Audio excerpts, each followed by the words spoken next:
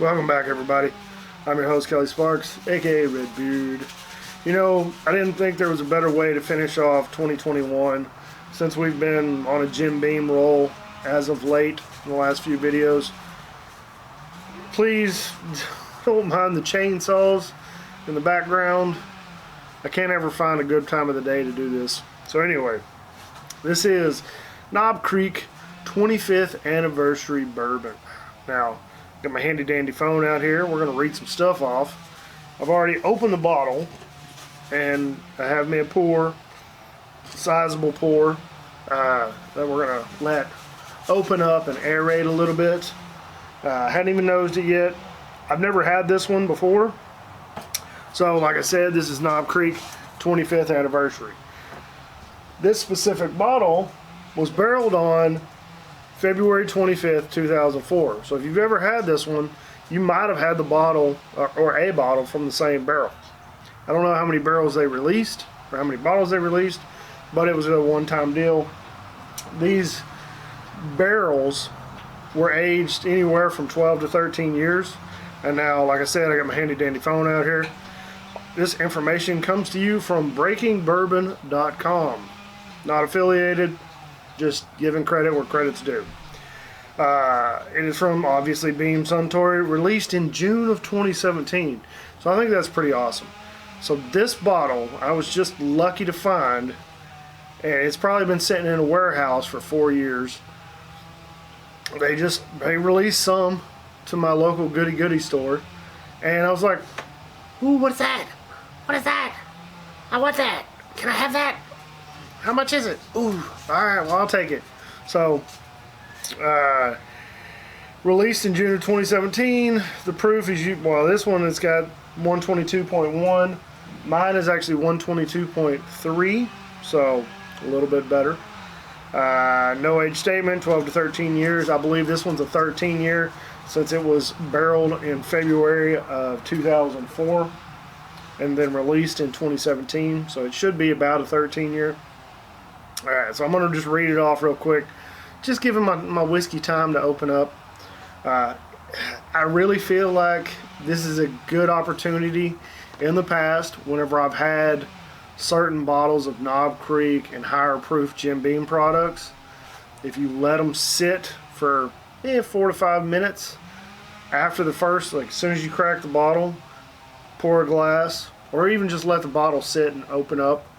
I know it's not like wine, but I do believe it helps it a little bit because that first neck pour can be a bit harsh. But once you get into it, you're like, oof, that's effing delicious. Alright, so according to the company press release, in 1992, 6th generation Beam master distiller Booker No created Knob Creek Bourbon to restore the standards of pre-prohibition style whiskey, pushing the boundaries of an entire category with the introduction of super premium small batch bourbon.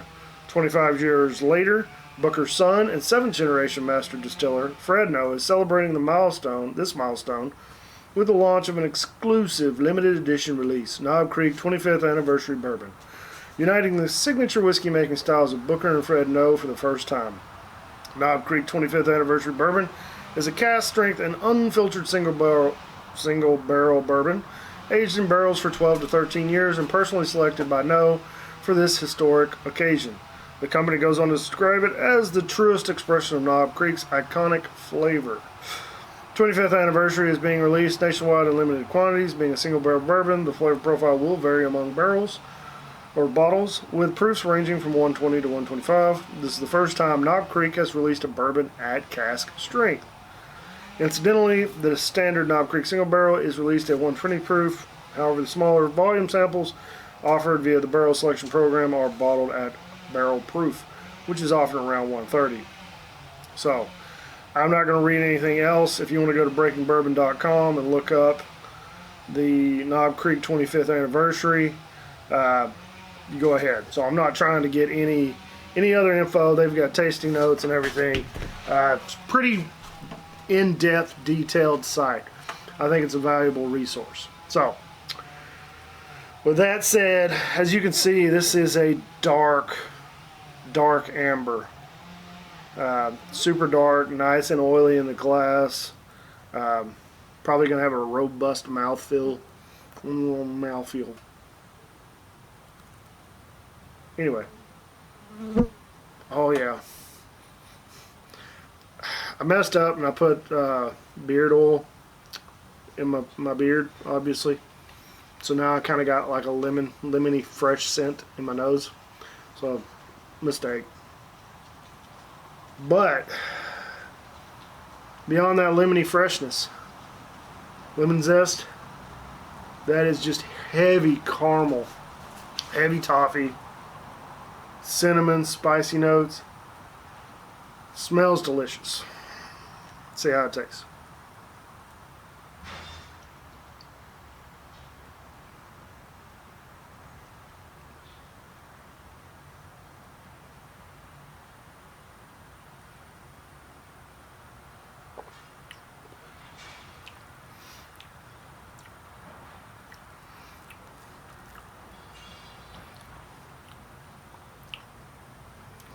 Long finish. First sip, obviously a big punch of spice and heat. Not near as hot as the Booker's, but definitely spice and heat. Same as the nose. Coffee, caramel and toffee, cinnamon. I mean, that's, if I could just get a barrel of this, just one whole barrel, and bottle it as is. If I had the money for that,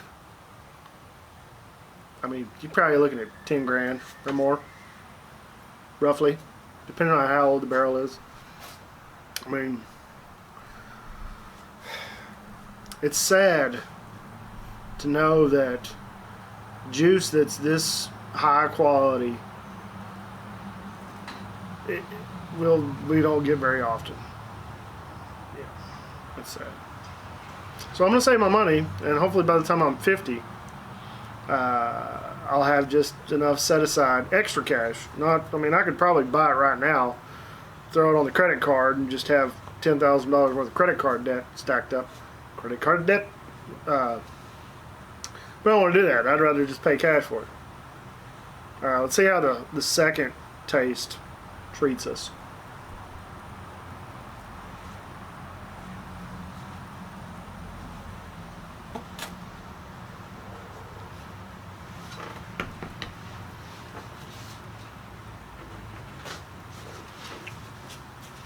We got bullshit coming out.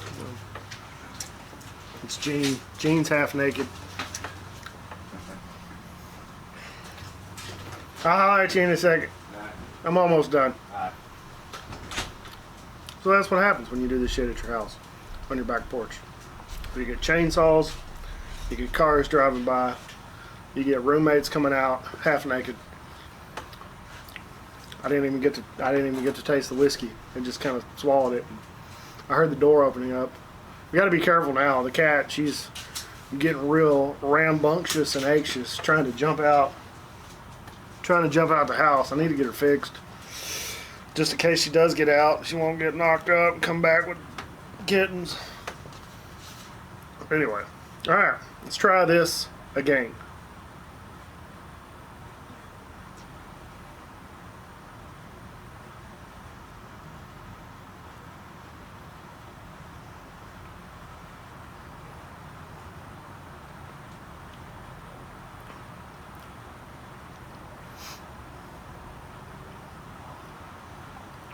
Yeah, there's just, yeah, I mean, it's classic Knob Creek, old Jim Beam product. And the flavor profiles are pretty consistent. Once you get into this age range, that funky note really dissipates, goes away, and all that sweet caramel, toffee and cinnamon spice come through. And it's weird how spicy this is, because I'm pretty sure it's, let me pull Bourbon back up again. They've got the mash bill on there. I'm pretty sure it's a low rye. It's got a fairly low rye, about 13% rye, 77 corn, 13 rye, 10% barley. So it's not super high rye. It's high corn, 77%. but it's amazing how much spice they get out of it. But yeah. Oh, I just pulled my beard. Went to adjust my shirt, and I grabbed this little bitty piece down here, and I was like, eh. So anyway, Happy New Year's, guys. I'm gonna go ahead and cut it off. I'm just starting to ramble. Out of all Knob Creek products, I think Knob Creek is a good product. I think Knob Creek 9-year, it still tastes a little young, because I do believe previously, say 5 to 10 years ago and further, they used to blend the 9-year. They used to blend older barrels in with the 9-year to get a certain flavor profile. And I'm fairly certain that I read an article that saying that they were running out of these older barrels. So that's why they took the age statement off for a few years, so they could sell a 7 or 8 year old bourbon. And now they went back to the 9-year age statement, and I feel like they are consistently just 9 years old, without any older barrels mixed in. So they're saving the older barrels for these special releases. I don't hate them for it. I mean, they're just a company trying to make money. I mean, even though they are the biggest bourbon, they have the biggest cut of the market as far as bourbon goes. I just wish. So good.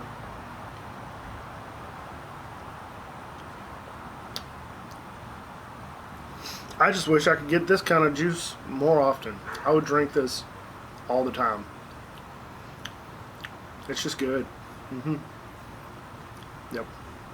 But anyway, that's all I got. Thanks for watching. Hope everybody has a safe New Year's. Be safe out there. You know, the whole drinking and driving bit at the very end of the videos. I mean, everybody knows by now that I've gotten a DWI in the past. So I can't stress enough. If you're gonna drink, or if you're gonna get drunk, or have a few too many, don't drive. Because everybody handles their alcohol different.